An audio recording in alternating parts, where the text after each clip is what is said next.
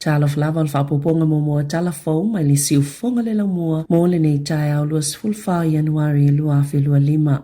O Universia tunu o i fafo, o tamaitia o ngā mai fafo, whaapea matangata tāwhawhao, o vaenga i e tolu o whaavave o na ave i eile whaamomua al Balimia. Christopher Luxon e toi whaatao lau laile tamau ainga o New Zealand. E lona whaile ave isi o tapulaa, i le numero kone seti e whaatanga i le malai o le Eden Park i au Kilani. Ina ia awane i toi malanga mamao tangata New Zealand i au Setalia, e mata i whaafiafianga wha aile fiafia iai. O ana na fileana whaile saunoanga o le State of the Nation speech o le Balimia. Maola na saunoanga mo mole nei tausanga, sa whaailo i whaamoimoenga le whainga malo. I le whaatao lau langa le tamao a ingo le atunuu. O finangalo le malo e a mata sila la foweta o le Invest New Zealand. Ele o manino au ili ilinga pe fiona whaatau sina mai ei inivesi ile lumanai. E faulinga whaingo fiona mau whaamanianga. Maita maitia o ngā whaavā malo matangata tāwhawhao mai whafo peitai e au o na whaatino ngā luenga titele e peo au wala ina ia mawhaio na ngā whatia le lolofi mai o tangata tāwhawhao peo na whaalia. Na whaaleo se fina ngā lolpulenu o Queenstown i vaenga ile o ato o toailea fuafuanga. Peita e na saunoa Luxon ile leite o New Zealand o le tausanga talwaile na whaasisila i se fuafuanga. Mo awala titele Queenstown mamalilianga maisi tu malo e mawhaie e pule ngā nuu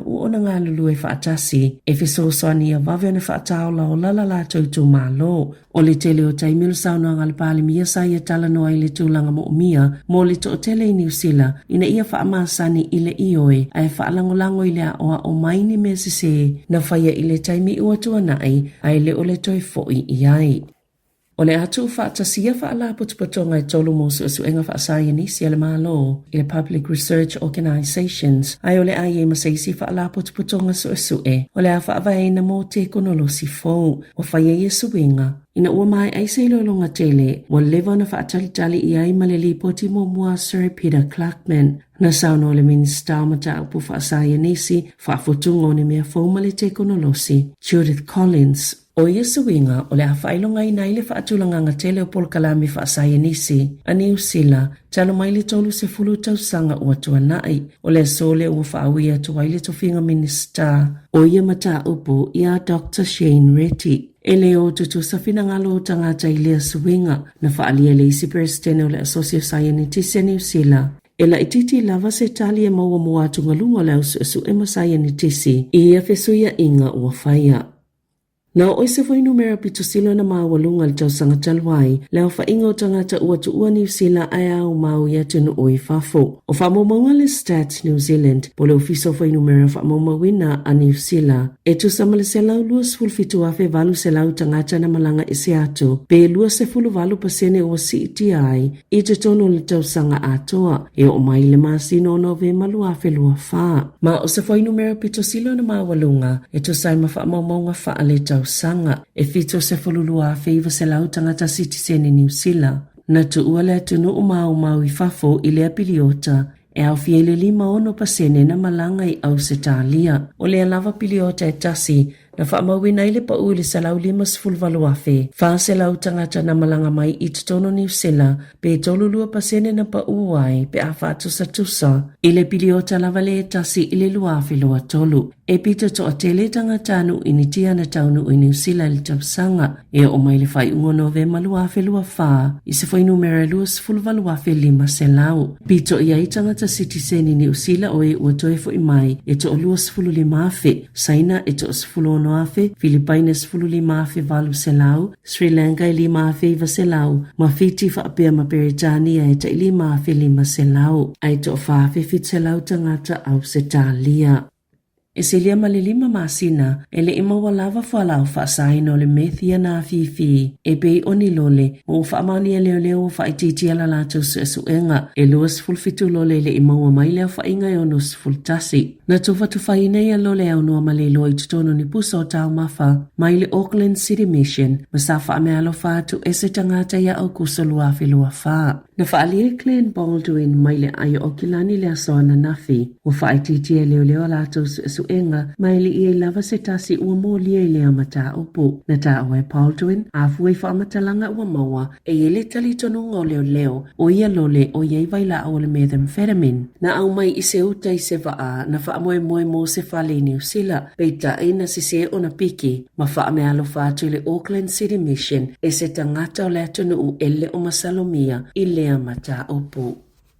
Ua whaalauiloa le UNWTO po le whaalapatupatonga malo o whaatasi mō tangata tā whao mai whafo i le lalolangi ala tau whaamamonga i whaamaoni ai ua toi fo i lava i le tūlanga ai le itupu le COVID-19 i le to tele leo tangata whemalanga ai. E tu samale tasi te simale whaapiliona leo whainga o tangata na whemalanga i le vao malo i le tau sangata luai. Pe tu samale iwa pasene o le whainumera le ana whewa i ala tau malanga le tau sanga i lua awhisfulu iwa au le ia afia le lalangi le COVID-19. E tu samale tasi te simale iwa turiliona tala Amerika le whaaluina i pisinisi o tangata ta whao. O Europa le kontinenta na pitosili o na totele tangata e asiasi iai e fitu se lau wha se fulfitu miliona turisi i le luafe lua wha. O falani le atunu una pitosili o na totele e asiasi iai i le luafe lua wha le e tu samale to o se lau miliona turisi po o tangata ta whao. Se pānia iwa se fuluwalu miliona turisi na asia le atunu e tolu se lau se fuluono miliona tangata. E tolu se lau se fuluono miliona tangata na malanga i Asia ma le Pasifika i le luafe lua wha. Lua se lau se fulutolu miliona sa malanga i le atu Amerika. Iwa se fululima miliona turisi na malanga i sasa e tututonu.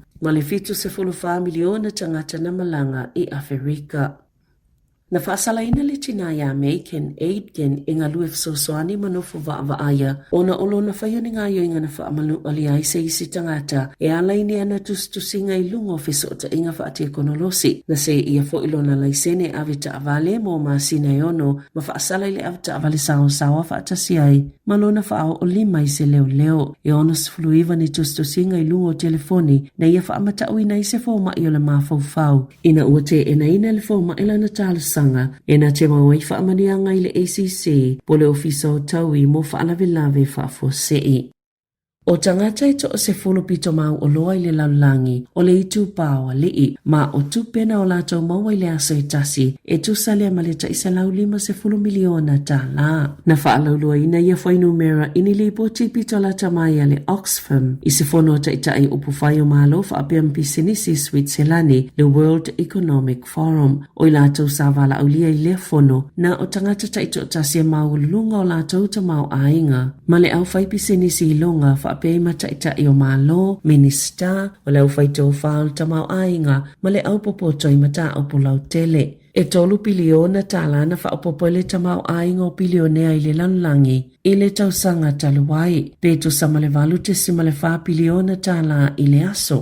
E to olua se lau male wha pilionea fou, ai olo o tau mau pea o na numera tasi Elon Musk, i le lisi o tangata pitosili o na tamau ainga i le lalangi i le tausanga taluai. To sai mawhaamomonga le Forbes, lona lua i Jeff Bezos, le aiana le Amazon, lona tolu Bernard Arnault tumolona ainga, lona wha Larry Ellison, ai lona 5 i Mark Zuckerberg, le aiana le Facebook, e to o whaasful fitu lau pilionea Australia. Ma olo numero tasi pea le tamaita i whai pisinisi elimaina o Gina Reinhardt. Leolo numero 5 lona tamau ainga i le lalangi, mai to samale whawhitu te simale tolu biliona tala au Australia lona tamau ainga.